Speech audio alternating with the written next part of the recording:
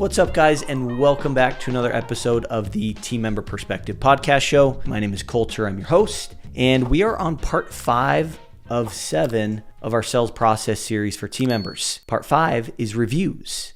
This episode is all about reviews, systematizing in a very natural, organic way to get in front of more people. Because I believe that if we can spend more of our time as sales team members in front of people, selling to people, presenting to people, and less time trying to find people to get in front of, people to present and sell to, I believe if we can be in front of more people more often, we are just naturally going to sell more. And that's what this one's all about. Review appointments, making it part of your process. So I recently did a webinar with EverQuote. We dove fairly deep into these review appointments and systematizing these review appointments for yourself. So enjoy, and we will catch you in the next one. So guys, I'm excited to be here. Chandler, Dennis, thank you for the introduction. Thank you for having me again. This has been a couple times? 3. I think this is your third. No, I think it's more than that. The fourth, I think. I think it's the fourth. I can't count always so well, but yeah, you've been on quite a few times, and it's always great information. Well, I love it. Well, guys, today my goal is to help you have some strategies that you can take to start to systematize your life insurance production in your agency. I'm going to start with one of my beliefs. And for those of you that don't know me, I was a team member for 6 years. I was consistently averaging about 232 life insurance policies a year with over $100,000 in annual premium. And now we're helping team members and agencies do the same. One of my beliefs is this. I believe that we rise and fall to the level of our systems, not our goals. Just because, I think we all have the same goals. We all want to sell 100 life insurance policies this year. We want to, sell $100,000 in annual life insurance premium. And if you don't want that, I'd say to kind of maybe look at yourself in the mirror and maybe set those goals. Okay. One theme that we have in our group, Team Member Perspective, this year in 2025 is the 100 Club. And there's 4 ways to hit this 100 Club. Okay. The first way is to write 100 life apps this year. Second way is to write 100 health apps this year, if you can do that. The third way is to write $100,000 in life insurance premium this year. And then the fourth way to do it is to write 100 apps in a given month. So my encouragement is, I think that's the bar. Why are we not shooting for that? There are team members that are in our group that are doing that. Now, I want you team members to really think about that. What would that do for you to be able to do that? Now, I would bet that Jordan was able to write $100,000 in annual life insurance premium last year, not because she set really big goals, but because she had systems and processes in place that allowed her to get to those goals. I believe that systems and processes allow ordinary people to achieve extraordinary results. So today I want to talk to you about a system that I adopted as a team member that allowed me to systematize. I want you to think about that word, systematize. What systematize means to me is that it can happen today, tomorrow, the next day, this week, this month, next month, the full year. A system that allows me to hit my goals. It's not the goals that I'm setting, it's the systems that allow me to get there. Okay, so I believe we rise and fall to the level of our systems, not our goals. Okay, so let's talk about reviews. How many of us are conducting some form of review appointments with our current customers in our offices? And if you are, go ahead and let me know in the chat what type of review appointments you are doing. Okay, and I'm going to name off the ones that I implemented and that we focus on in our group. Okay, but what type of reviews are you guys doing?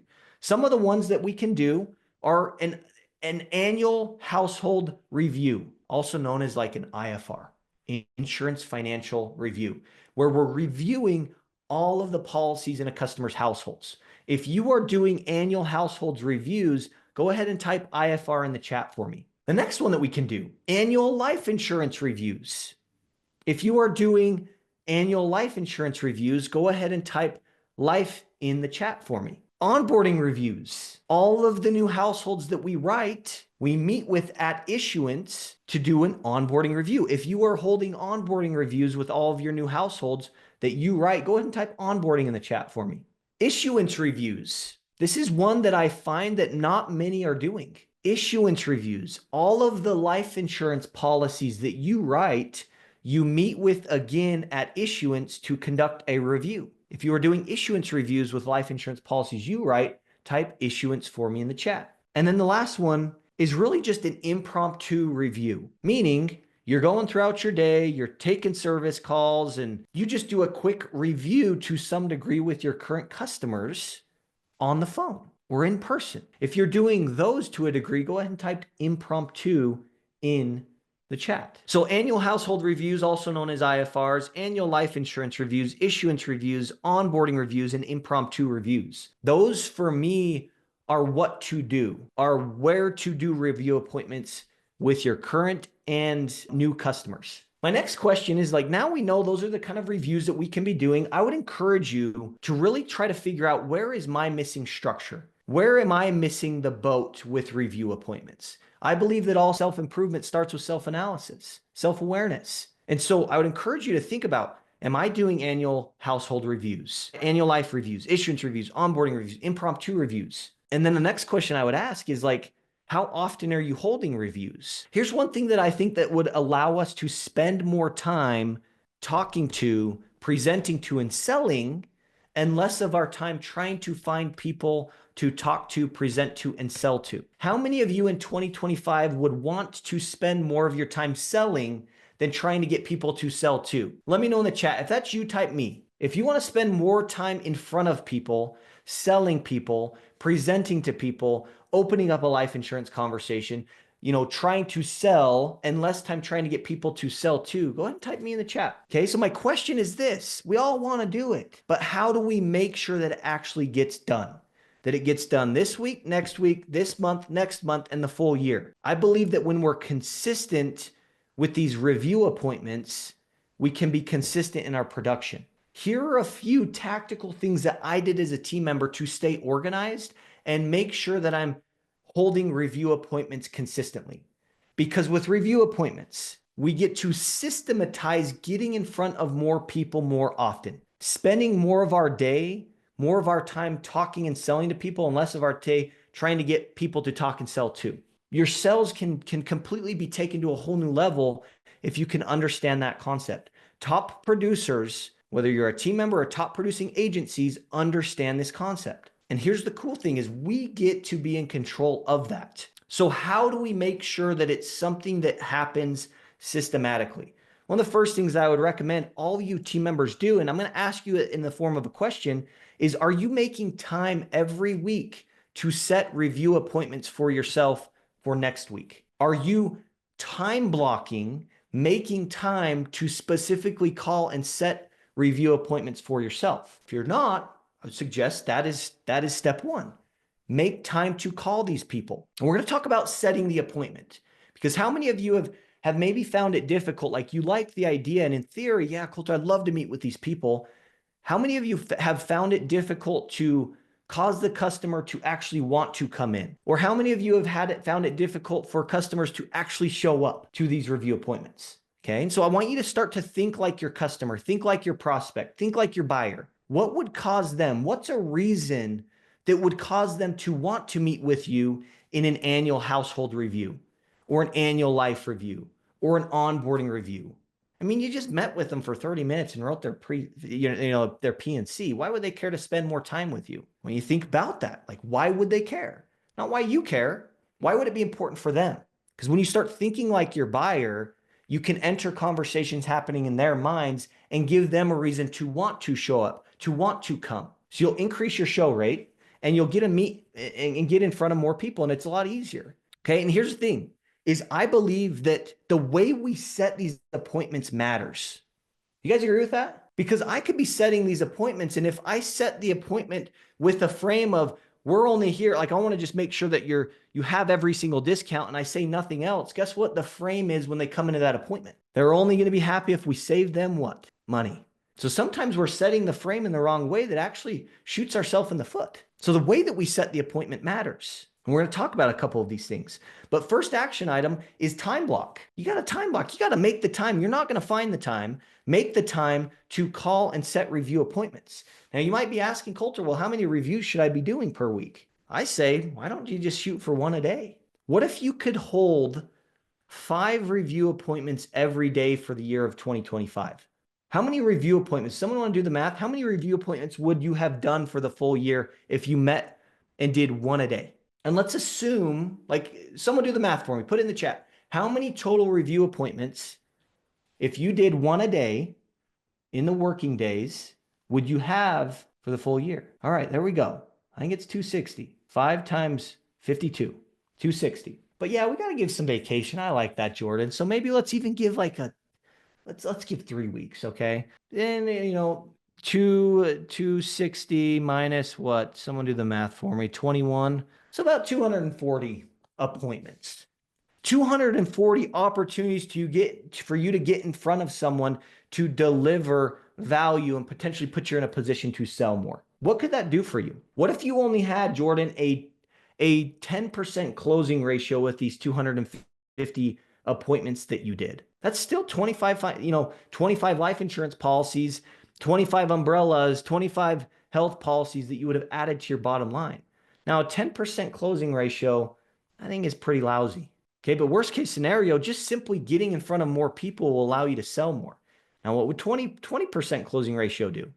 Meaning you're running 10 of these and only 2 of them are telling you yes to something. We got 50 there. And part of what we do in our group is we help team members learn how to be compelling, how to get the customer to want what we're offering. Okay, and one of the biggest principles that I think has the ability to elevate your conversations is this. It's this concept. Be a problem finder, then a problem solver, not a product pusher, especially in these review appointments. Because, Jamie, if Coulter is trying to talk to you about a product to solve a problem that, Jamie, you don't feel like you even have, or you don't even know that you have, how much weight does Coulter's solution to solve this problem you don't think you have? How much weight does my solution carry with you? You don't think you have a problem. Does it carry any weight? Or let's say that Shane, you're like, yeah, I think there is a little bit of a problem. You know that there's a problem, but it's a small problem in your mind. It's not a big one. How much urgency do you have, Shane, to solve this little problem with Coulter's solution? Not much. And here's the thing. I want each of you to really go back mentally in your mind before you got into insurance. How many of you understood insurance at a decent level? And decent level, let's even just say liability coverages. How many of you understood what your liability coverages did for you on your car insurance policy? If you understood them, let me know in the chat, okay? Insurance is like a foreign language. I know Spanish. I speak Spanish fluently, and I think it's very comparable, okay? Some people might know the basics. Most people do not understand insurance. So sometimes we're just jumping right into the product. We're talking about life insurance, but people don't think they have a problem by not having any or having enough. So there's no wonder it's not carrying weight. So stop talking about life insurance if you want to sell life insurance and start talking about the problem by not having any. Your conversations will elevate because when we can help our customers understand the problem and the severity of that problem, they experience what's called fear of future pain. The 2 biggest emotional drivers that cause people to want to make a change are 1, pain, and 2, fear of future pain. And sales is change, guys. That's all it is. We're causing people to change the way they think about their exposures and then change what they're doing about them. And here's the thing with life insurance specifically, if people are in enough pain, it's probably too late. So that leaves us with fear of future pain. We need to help our customers understand and play it out. If something happened to Coulter today, what does that look like for Coulter's family? And when we can help them understand the problem and the severity of that problem, guess what carries a lot of weight? Guess what there's a demand for? My solution. And all of a sudden you go from this salesperson to just, you're now helping people. And your role becomes something it's very fulfilling, and you're protecting people in a way that they didn't even think that they needed in the first place. Okay, so be a problem finder first, then a problem solver, not a product pusher. People don't care about your product. People don't even care about your company. They don't care about you. All that they care about is what you can do for them. All right, so review appointments, time block, set review appointments for yourself for the next week. I'll tell you from an experience as a team member, just imagine for a moment, Natalia, as a team member, if you could show up next Monday and you had an appointment Monday, Tuesday, Wednesday, Thursday, and Friday. How would that feel going into the week? You got a full week schedule. For me, it felt very it felt very empowering. It gave me some energy that I was ready to go attack the week because I had a calendar full with at least one appointment a day. Your overall experience will change. Okay, so time block, and I would say aim for one appointment a day, just one a day. And you could set a mix of annual household reviews. And I want you to think about that. Let's talk about that for a moment. This is reviewing their whole household. As we're going throughout our day, I mean, we can look and get strategic as to who we're holding annual household reviews with, but it could really be our whole book of business. But to be more specific, I think if they have a renewal and, maybe a homeowner's renewal, a car renewal, set an annual household review. And it's very simple. I could say, Christian, hey, where your home's renewing, I just need to meet with you. It's a very easy reason to call him. So any sort of renewals, hold an annual life or an annual household review, set one. Okay, that's a good trigger. And you can run lists to see what vehicles are renewing this month, what homeowners policies are renewing this month. What a better way. Okay, it gives the customer a reason to want to come in. Why would Christian as a customer even care to come in to review his homeowner's policy? Because it just renewed. When you think about that, as a buyer, why would Christian even care? Because that's how we're going to want to set the appointment. Well, do you think Christian paying us all this money wants a claim to be covered if something did happen? Oh yeah. Do you think Christian wants to have the right coverage in place for his homeowner's policy if something did happen? If there's a total loss with the fire? I mean, we're seeing what's happening in LA, and it's very sad. I was in California last week. Actually flew to Iowa from LAX, and it was just as the fires were starting, and big old smoke. And I come back middle of the week, and like the whole town, like the whole city's like in flames. How many people have lost their homes and their schools? Like absolutely insane. But imagine not having the right coverage in place at the time of a total loss like that.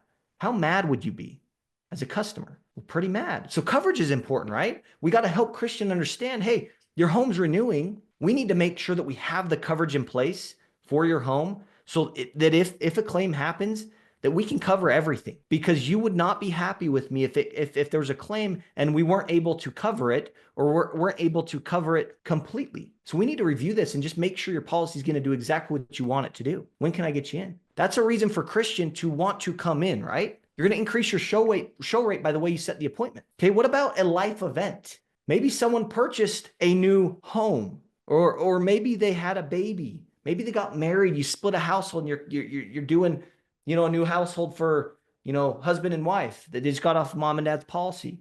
That is a great reason to tell them to do annual household review. And in this annual household review, guess what we can now do? We're in front of the customer. We get an opportunity to talk about other products. And it doesn't just have to be life insurance, guys. We can talk to them about an umbrella policy. About if you offer supplemental health products, you can talk about supplemental health. Life insurance is a phenomenal product to bring up in these reviews. So annual household reviews, be strategic. Any sort of renewals of life events. Annual life review. What's the benefit of meeting with our customers? I mean, Coulter, they've already got life insurance with our office. Why would we even care to meet with these people? Well, I'll tell you why. You don't have to sell them on life insurance. They already believe in it. It might need change, Linda, right? And I like that, Linda. You're starting to think about things in terms of your buyer, your customer. Why would they care to meet about the life insurance policy? Do they need more? Is the beneficiary correct? We all have those stories of people that, there was one specific one where, the ex was on the beneficiary on a policy and something happened to that insured. That's a tough situation because they didn't update beneficiaries. We only have one chance at this claim. We've got to get it right. Right, Jordan? Rick, you got a good question. Got a very good question. Does the review have to be in person? Short answer, no. I think better answer is I would try to get people in person because it's more of a commitment for people to come into the office. When they're in the office, it's a lot harder to just get up and walk away and decline you. Whereas over the phone, they can just hang up the phone. Okay. You can also, as an advantage as a salesperson, Rick, guess what you can also have to your advantage? You can see them. You can see their body language, their facial expressions, how they're receiving your message. And I think that's active listening, is being able to look and see how your people are receiving you. You don't get that over the phone. Okay. So here is the hierarchy of how I would recommend setting these review appointments if you can. First and foremost, try to get them in the office. If they can't come in the office, set it for a virtual appointment so you can still see them. And then third, if they can't do, at least do something over the phone, but try to get them in the office because then you can see them. They're so much more powerful. And I started in door-to-door sales. That's where I started my sales career. And I'll tell you, it was a lot harder for people to slam the door in my face, although I had that happen many times. It was a lot harder for people to do that than to just hang up the phone. It's so much easier for people to hang up the phone. So when we have people in front of us, it's just there's more of a commitment, and it's harder to just kind of push things under the rug. They almost have to confront it head on with you, and you can read them. Going back to this annual life review, you got to give people a reason to want to meet with you. But this is low-hanging fruit. If you want to sell life insurance, go talk to your believers. You don't have to sell them the concept of life insurance. You don't have to get them interested in life insurance. They already believe it. So now it's all just like more coverage, different policy. You can go after a lot more premium for that. And guess what also can happen in these life reviews? You can go after beneficiaries for life insurance. Chandler, if this is good enough for you, why aren't we doing it for Julie? Why aren't we doing it for kids? Simple questions, guys. Issuance review. This is one that I think is underutilized, underappreciated. Think about this. If you wrote 50 life insurance policies, let's just call it $100,000 policies, so smaller term policies in the year of 2025, what if you were able to meet with all of these 50 people again at issuance and offer more coverage, go into an upsell? Do you think you could possibly write more premium? Oh yeah. And I'm going to teach you a few questions at the end here of what you can use in these issuance reviews. But think about it this way. What changed for me to start to write and systematize life insurance production, both apps and premium, was I started to think about life insurance sales as a funnel. At the top of that funnel where it's most wide, just imagine writing apps, smaller $100,000 policies.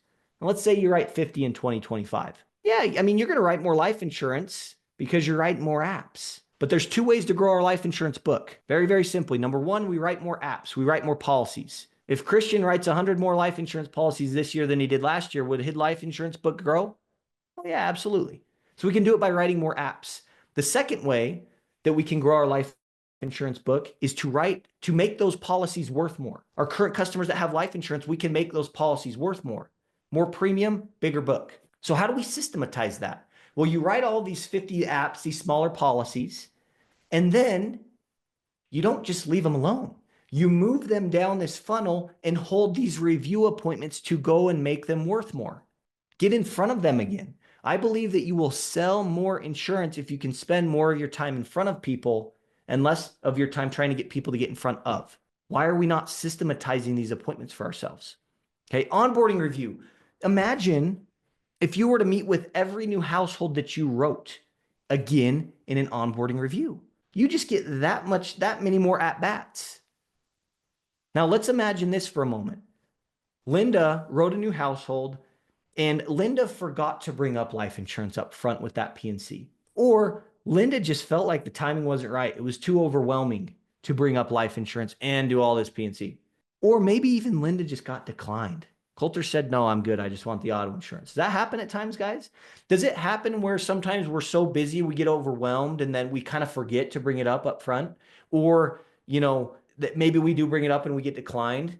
Oh yeah, happens a lot. So if you want to increase your odds of selling life insurance with new business, all the new households you write, if you want to increase your odds by 100%, hold an onboarding review appointment with every new household that you write. You can go after it again. You get a second chance. I don't know about you guys, but I like second chance. I like my odds of increasing them by 100%. And here's the thing, Linda, maybe you're like, oh, Coulter declined life insurance up front. Well, if you start to be strategic as how you are talking and pitching life insurance for specific needs, maybe I declined it to pay off the loan on my F-150. But then in an onboarding review, you talked to me about getting life to pay off my mortgage on my home. Who's to say I may not choose that? So put yourself in the best position to win with new business and hold onboarding reviews. Now, here's where it gets really fun as well. Just like in an issuance review. Imagine if Linda wrote Coulter a policy to write, a $100,000 policy, maybe just to leave money behind for my family in the event that I pass away prematurely. Guess what Linda can do with this $100,000 policy in an issuance or in an onboarding review?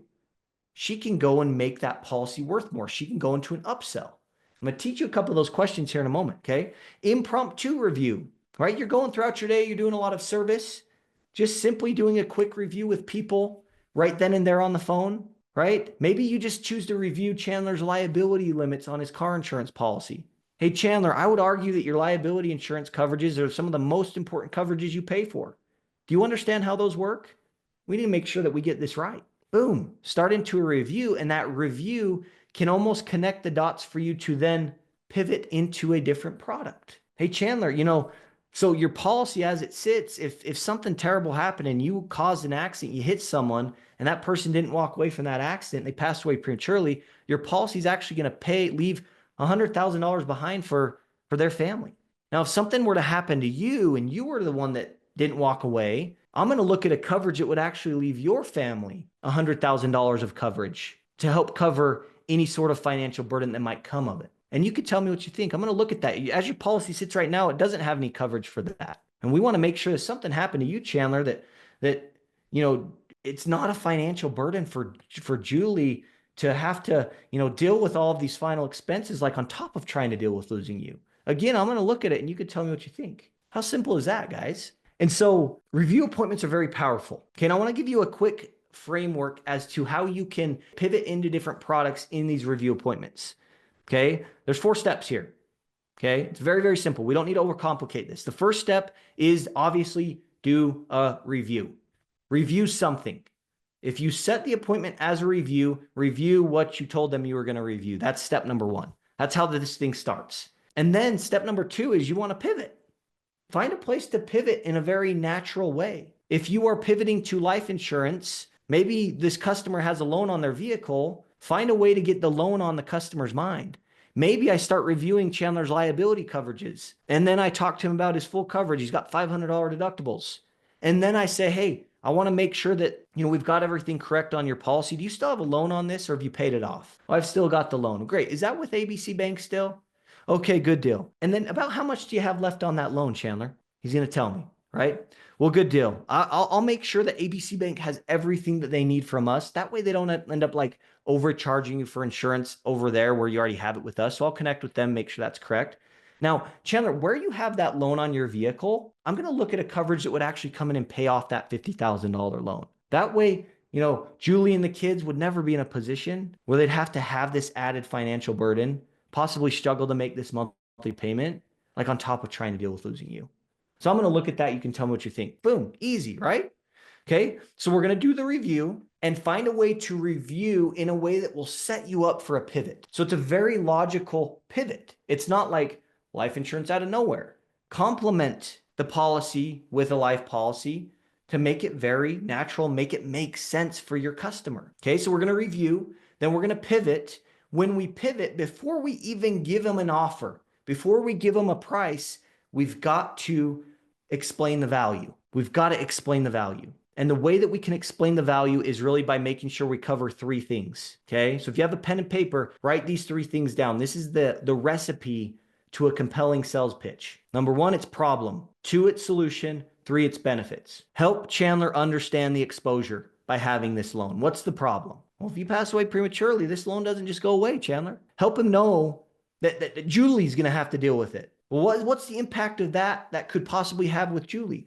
Well, she might have to be in a position where she might be struggling with this thing. On top of trying to be emotionally strong for your kids because dad's gone. On top of trying to deal with losing you herself. That's a problem, right? The solution is, Chandler, I got a coverage, then come in and pay this off. But then the benefits, why would Chandler even care? Well, that way Julie and the kids wouldn't have to be in a position where they'd possibly be struggling with that payment. They wouldn't have this added financial burden, like on top of trying to deal with losing you. So the value needs to be there, because why would Chandler even care about the price if he doesn't see why he would even want this or even need it? He's not going to.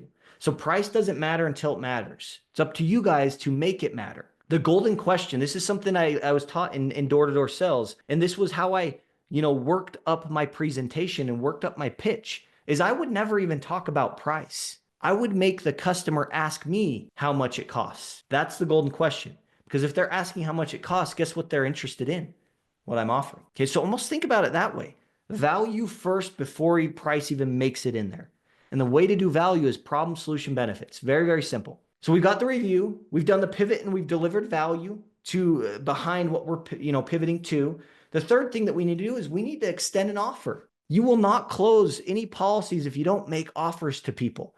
Get them the price. Christian's on this phone call. Christian he's one of our coaches and he's a top producing team member, but he is notorious for getting people the price. There's premature objections, guys, that we get before we give people the price. I want to teach you something, that any sort of objection that comes before the price is not an objection. It's an obstacle. Objections come after the price. Obstacles come before. So if you get premature obstacles in your presentation or in your pivot or before you give people the price, you can sidestep it and move on. It's not an objection. You don't have to handle it like an objection. You handle objections after the price has been delivered. Okay? And so how many of you have ever received the "I can't afford it" life insurance objection, but you haven't even given them the price? It's very interesting to me. They can't afford it. They think that they can't afford it, but they haven't even given them the price. That's not an objection. That's an obstacle. We can sidestep it and move on. Okay? So once we've reviewed, we've pivoted, and we've provided value, we've delivered the offer, the price. Hey, Chandler, here's the cool thing. If we did this, we could actually do this and it would bring your total bill with us to $250 a month. Be quiet. Let Chandler tell Coulter what he thinks. So review, pivot, value, offer. Here's the fourth thing is objections. Okay, but I'm going to teach you something called looping. Okay, it's a very simple thing for each of you to do if you get objections. And it's this. All you're going to do is you're going to acknowledge the objection. Oh, I think I just want the car insurance, Coulter. I think I'm good there. Yeah, Chandler, I hear that a lot. Acknowledge it. I agree. I understand. Chandler. I hear that a lot. But now what you're going to do is now you're going to loop back into your presentation and deliver the value again and your offer and be quiet. Make Chandler tell you no again. And it could be as simple as this. Chandler, yeah, not a problem. I hear that a lot. So Chandler, where you've got this loan on this vehicle with ABC Bank, and we've got $50,000 financed there. Really what we want to do, and what a lot of people do, most customers do, is they'll actually get a coverage to come in and pay that $50,000 off. That way, Julie and the kids, that way they'd never be in a position where they might have to possibly struggle to make this monthly payment. That way they'd never, have to have this added financial burden, like on top of trying to deal with losing you. So a lot of people will do that. If you did decide to do it here with us, it would bring your total with us to about $250 a month. I'm literally just going back into the presentation, telling him again, because it's forcing Chandler to really go there again, right? I want him to go there again. And you can be very personalized in your presentation by using names. Use the names of spouse, kids, beneficiaries, and just basically give Chandler another chance to have to think about it and make him tell you no again. If you could just loop one time with every objection you got, you would sell more policies. It doesn't have to be hard, guys. It doesn't have to feel like you're selling them. You're just trying to challenge Chandler's thinking, cause him to not stay so surface level with you, but cause him to go beneath the surface and really think about, if something happened to me, I don't want that to happen to Julie. You'd be surprised at how many people will actually tell you yes after that. So guys, review appointments are very powerful. I'm going to go through a couple of products and things that you can use in your review appointments, but I would hold review appointments with the mindset that I'm going to sell more policies. As a salesperson, this is an income producing activity. If you make it an income producing activity, there's a lot of team members that are holding review appointments with no end in mind. Okay. Reviewing our coverages with our customers is very important. Don't get me wrong, but start to think like a salesperson, think like a top producer. Take care +1. What can you review? What can you offer them? What gaps do they have? Make an offer to fill that gap. Okay. So umbrella policies. I feel like we could write a lot of umbrella policies from these review appointments. Very, very simply. Review the liability. Tell them a story of something that happened to someone that you know. We all have our liability stories. And your customers will be like, well, how much would that cost? Bingo, golden question. You got them in there. Okay. Life insurance. Okay. Maybe they don't have a policy and it's an onboarding review.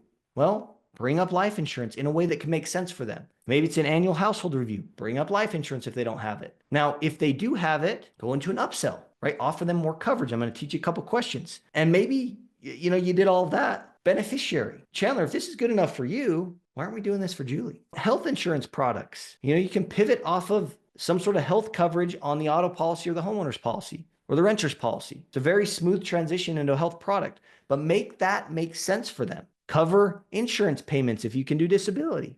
Referrals. Why would you not use these review appointments to ask for referrals? And then reviews, Google reviews.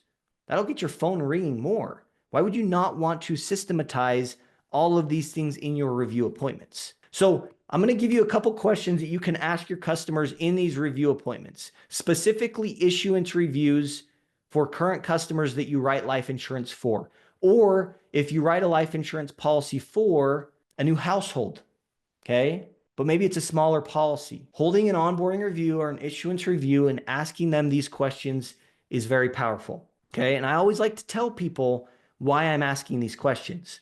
So let's just say I wrote Chandler a $100,000 policy with the new business that I wrote, the PNC, and I'm in an onboarding review appointment. I got him to show up because, look, Chandler, you know, if it comes claim time, we've only got one shot at filing this thing. Like, I want to make sure that we can tell you yes come claim time. Okay. So we need to review and make sure this is going to do exactly what you want it to do. So I'm reviewing the life piece. It's 100,000 select 10. It's a 10-year policy, Chandler. It's 100,000 coverage. You know, it's great. We've got enough coverage to pay off the new F-150 for you. And you know, Chandler, we've only got one shot at filing this claim. So I want to make sure that this is going to do exactly what you want it to do. Okay. So Chandler, we've got 100,000 in coverage that would pay the loan off on the F-150. That way, Julie and the kids would never be in a position where they might be struggling to make that monthly payment or stress out about that debt, like on top of trying to deal with losing you. I guess, you know, Chandler, where we've got the house, what would happen to the house? Who would be the one that would be forced to pick up monthly mortgage payments on the house if you're not around? Chandler's probably going to tell me what. So that's question number one. It's great that we're covering the loan on the vehicle, but I got to ask you, what would happen to the house? Who would be the one that would be forced to make monthly mortgage payments on the house if you're not around? Now, do I know the answer to that question, guys? Yes, it's going to be Julie. But why do you think I'm asking him in this issuance review? Well, let me ask you this, guys. What do you think is more powerful? Coulter's opinion and suggestion for Chandler to get more life insurance, or Chandler's idea to get more? Chandler's idea all day long, the customer's idea all day long. But I'm asking him this question so that he can tell me, but more importantly, he can tell himself. Because when he says, well, Julie would have to do that, that's different than me telling him that Julie's going to have to deal with it, right? There's a time and place for these questions. Issuance review is perfect. So he's going to tell me, Julie, here's some sequence of questions you can ask to help him play it out, experience this fear of future pain, identify a problem here. Well, Chandler, does she know that? Pretty simple, right? Does she know that? Well, I think she does. Now I want to ask him, I want him to play it out. Like, so Chandler, what would that look like, I guess, for her financially? I mean, without your income. And I'm not asking this with any sort of assumptive language. I'm trying to be very neutral with these questions. When we are assumptive too soon into the conversation, guess what enters the conversation that we don't want? Sales resistance, sales pressure. When you guys feel like you're being sold to, do you guys feel like your guards go up or do they come down? Do you want to emotionally open up to people and tell them everything? Or do you tend to emotionally close off to people? People don't want to be sold to. Okay, so you need to maintain neutral language and neutral tone. Does she know that? And he's going to say, well, I think she does. Or even if he says, well, Julie would be the one that, like, what would happen to the house? Who would be forced to make monthly mortgage payments on the house? And he says, Julie. I'll just say, okay. I'm not like trying to be too assumptive yet. I'm still going to help him dig a little bit deeper and play it out and actually help him understand the real problem here. Now, does she know that? He's going to say, well, I think so. Now, Chandler, I guess what would that look like for her financially, I guess, without your income? Well, I don't know. Like I guess I'm the only one working. I guess she'd have to go get a job. Okay, so I guess would she be okay financially, to make that monthly mortgage payment, like on top of trying to deal with losing you and still take care of the kids? Well, I guess it might be hard for her. So you say it might be hard for her. I guess in what way though? Okay, you see what these questions are doing? is it's causing Chandler to understand, number one, here's the problem. And here is the severity of this problem, that guess what? Now I'm earning the right to make a recommendation. He's telling me it would be a problem. So now I can be more assumptive, but I still want to be neutral. He tells me why it would be hard for her. Now here's kind of a bridge question. So I guess, Chandler, would you want Julie, to have this added financial burden of the mortgage, and possibly be in a position of stress, whether it's picking up a job or worst case, having to, sell the home out of necessity, like on top of trying to deal with losing you and still take care of the kids? Like, I guess if you didn't have to though? Well, no, Coulter, I wouldn't have to. Well, Chandler, would it help to see if we might, you see the neutral language, if we might also be able to just have the house paid off? If something terrible would have happened to you, that way Julie wouldn't have to possibly go through all of that. Okay. Conversations change when you help the customer want what you're offering and create a demand rather than you telling them what they need. But again, time and place for these questions is very important. I believe that in the day-to-day transactions, writing the new business, writing the smaller policies, whether it's with new business, service transactions, or working our book, sometimes these questions can actually trigger more sales resistance and actually help us. But in review appointments, they're very powerful. So that is kind of what I've got for you. And we've got a couple of minutes here, Chandler, if we can open it up for some questions. Yeah, definitely. Let me see what we got in here. It would be, what would you recommend to convince the customer that he can get a better price with me without sounding pushy? You mentioned about finding solutions, not selling a product, not just selling a product. So I'm curious, what would you do in this situation? Okay, so are we specifically talking about auto insurance, homeowners insurance, life insurance? Can we get some clarification on that? Yeah, if you can clarify on that, if you're talking about life, and if you are, is it because they have like an existing life insurance policy and you're saying you got, yeah, it's a little more clarity on that one. I love what you're talking about because it's all about the consistency.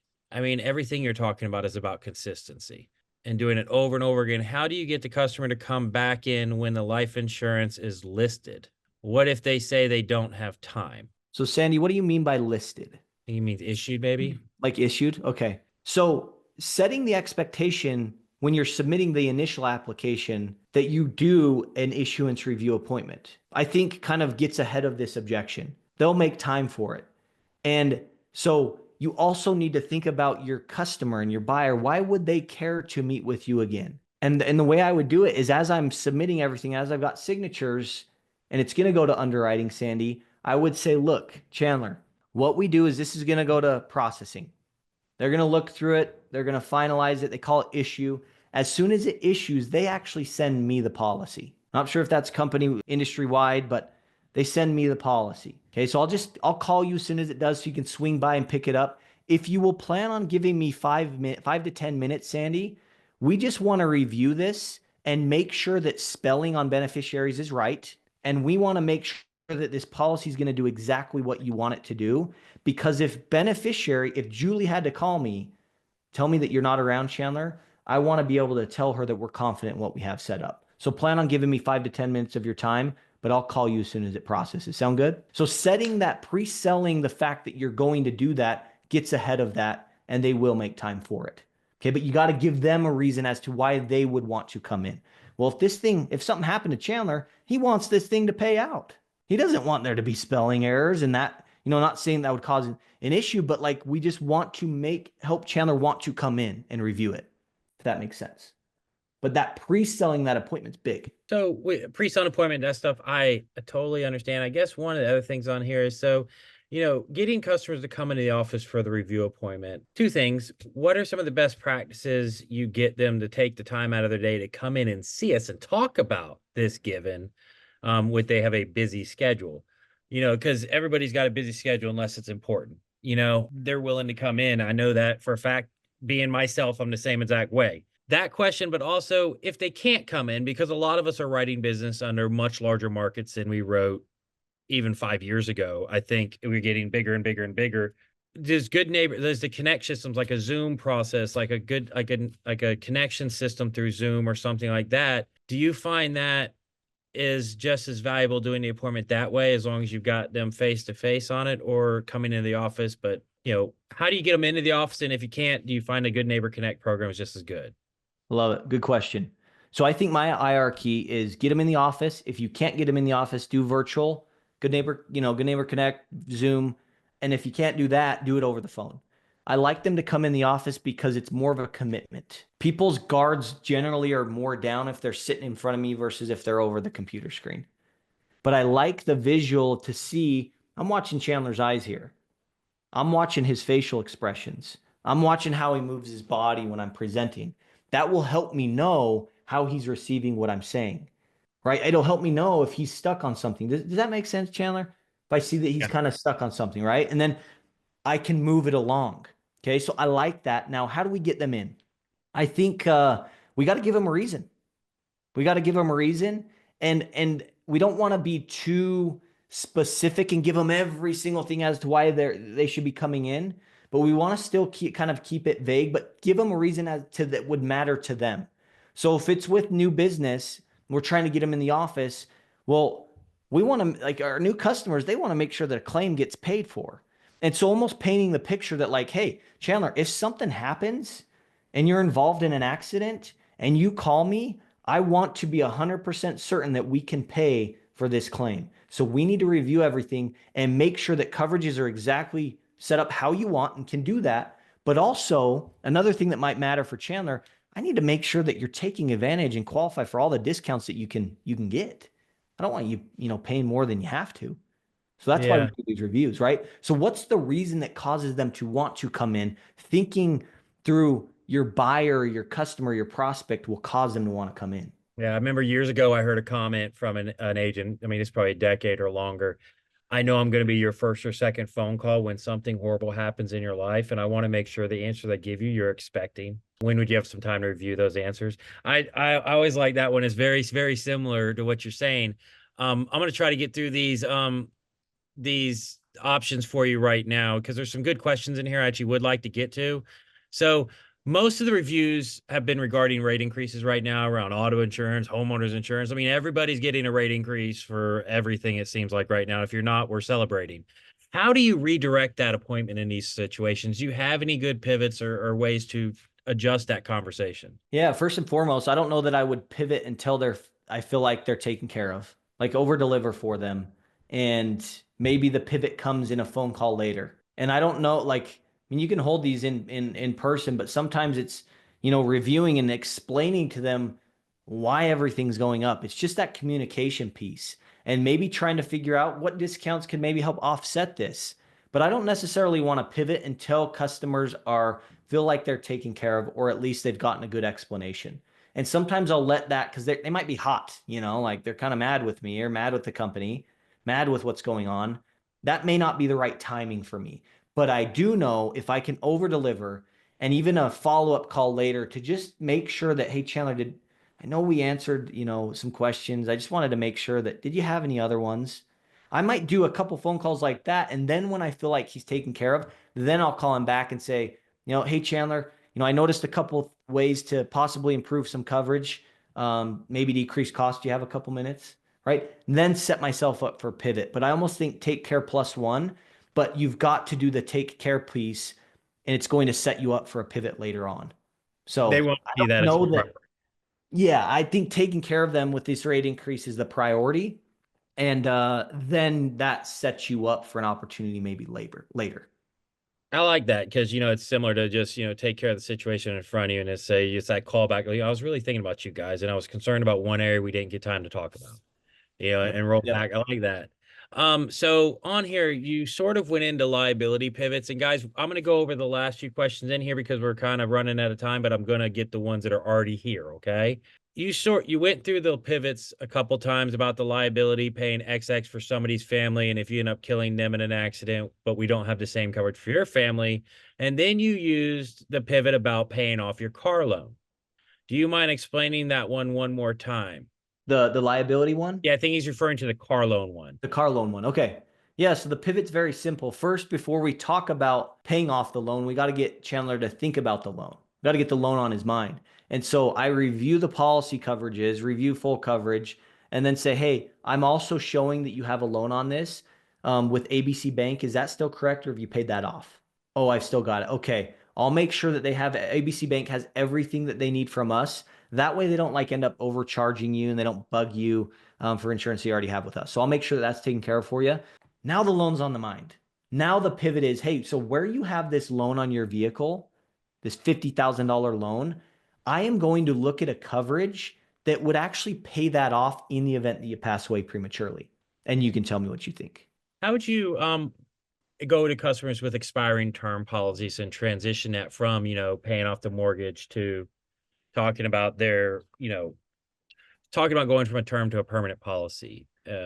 How would you have that conversation with an older customer that had a 20-year term to protect a mortgage and it's coming up on its expiration date and the mortgage is paid for? Yeah, I think it's just a matter of holding annual life reviews, right? If they've had a policy for a long time, I assume needs have probably changed, but also showing them what the premium goes to as soon as this thing's up in 3 years. It's going to jump from $500 a year to $5,000 a year. That will illustrate a problem. And if they want a life insurance policy to last longer than 3 years, we've got to make a change, right? So it's not necessarily paying off a mortgage they don't have anymore. It's like, well, what do you want this policy to do? So, and there's resources out there. I don't know if you guys are familiar with Stairs and Buckets, but that is a phenomenal, phenomenal tool to use for these annual life reviews that teaches people about term, permanent insurance, and causes people to want permanent insurance in a very simple way.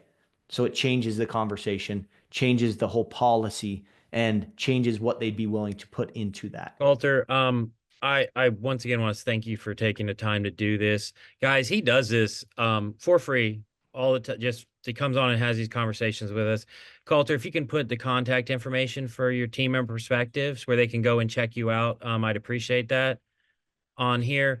I do want to tell everybody one thing on here from success stories with stuff. I have been an agent for a decade, and I've done extremely well in agency, and sometimes I've done better than I actually was doing in my agency. Like on paper, it looked really nice, but then in my agency, it was a struggle bus. Taking some of the things that Coulter is talking about and putting them into play in my own agency and creating these systems and processes has taken my stress level from here about hitting the marks and making the money I want to make from here down to here. So I cannot stress enough from somebody that's tried it both ways, because you can do it the hard way or the easy way. Systems like what Coulter's talking about, they change your life and they change your employees and your team's life, because you build that culture in your agency. You want to keep your best employees. You want to keep them happy. And when they're happy, they're winning. And so my team is a much different team than it was 5 years ago. And a lot of it's from systems and processes from what Coulter is talking about. So I cannot recommend you guys enough investing and looking into this kind of stuff, if not just for your sake, but for your team's sake, so they can make more money and be happier employees and stay with you longer, which creates less stress for everybody. We're all just not sitting here on Xanax and everything else trying to make it through a day. So Coulter, thank you once again. I really, really appreciate it. Guys, definitely reach out to him. And Dennis, if you want to wrap us up, and do not forget, guys, Profit First is next week. Wow, that looks really bad. I don't know what's going on. Profit First next week. I'm very, very excited about that one. Been waiting on that one for quite a while. So do not forget to join that webinar. It's going to be a great webinar, and it will be kind of a one-hit thing. I probably won't be getting it back anytime soon because I can't afford him. So on that note, Dennis, do you want to close us out? Yeah. So just so for everybody who's still on the call, we're gonna share Coulter's contact information, the website, and a link to the podcast that he mentioned. So if anyone's interested in connecting with him to take advantage of his training offerings, we'll be sending that out too with the recording here within the next 24 hours or so. So just keep an eye out for that. And as Chandler mentioned, next week, Profit First. So we'll be sending out, I think we sent out our first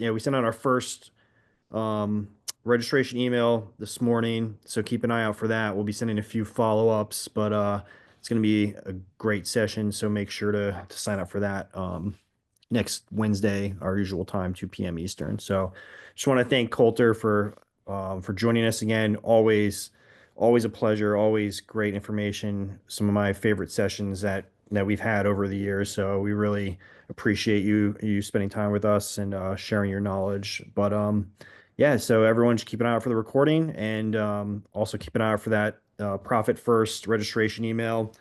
The next one will be going out probably tomorrow. So, and we'll post it on our social media, but make sure to sign up for that. It's going to be, like Chandler said, it's a one-time thing. So make sure to check that out next week. But thank you again, Coulter, and thanks everyone for joining us. We hope to see you next week with on our Profit First webinar. Thank you guys. Have a good one. Have a good one, everyone.